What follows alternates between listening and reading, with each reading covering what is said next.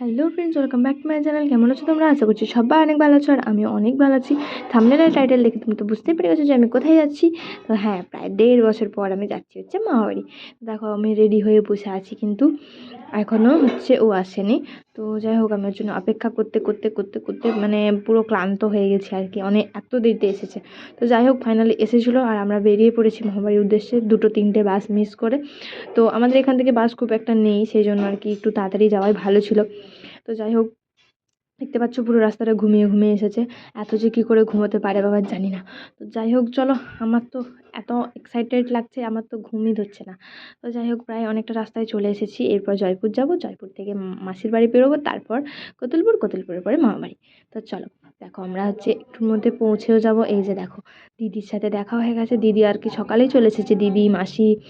তো আমরা একটু দেরি হয়ে গেল আসতে, তো এসেই আমরা বসে পড়েছিলাম ভাত খেতে আর কি, কারণ অনেকটাই বেলা হয়ে গিয়েছিলো সেই জন্য। তো ভাতের যা আয়োজন করেছিল দিদা, তো কি বলি তোমাদেরকে, দেখতেই পেয়েছো একদম নতুন নতুন ব্যাপারটাই আলাদা। তো যাই হোক, দেখতে পাচ্ছ এইখানটা এখন অনেক কিছু বদলে গেছে, জায়গাটা তোমরা হয়তো বুঝতে পারছো যে কত কি চেঞ্জ হয়ে গেছে যারা আমার ব্লগ দেখতে আগে।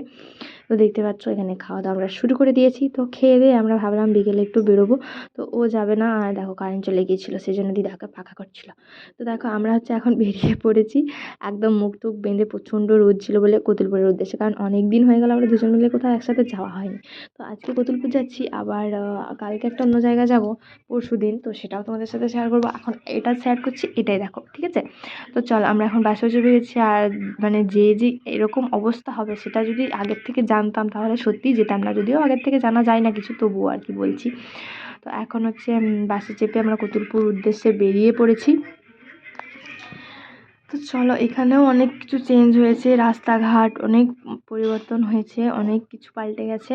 তো কতুলপুরটা অনেক কিছু পাল্টে গেছে। আমরা এইখানে বসেছিলাম হচ্ছে মোমো খেতে, আর মোমো খেতে খেতে এত দেরি হয়ে গেছে যে কি বলি, আকাশের অবস্থা হয়ে গিয়েছিল প্রচণ্ড খারাপ।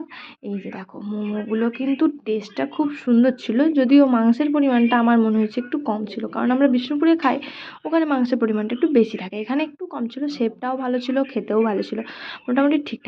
তো এই দেখো, খেয়ে উঠেছি আর এরকম অবস্থা, এদিকটা পুরো একদম কালো হয়ে গেছিলো। তারপর আমরা ছুটে ছুটে যা হোক করে বাস স্ট্যান্ড পর্যন্ত এসে এখানে একটু বসেছিলাম। এই দেখো, বিদ্যুৎ দিচ্ছে, দেখতে পেয়েছো কী অবস্থা।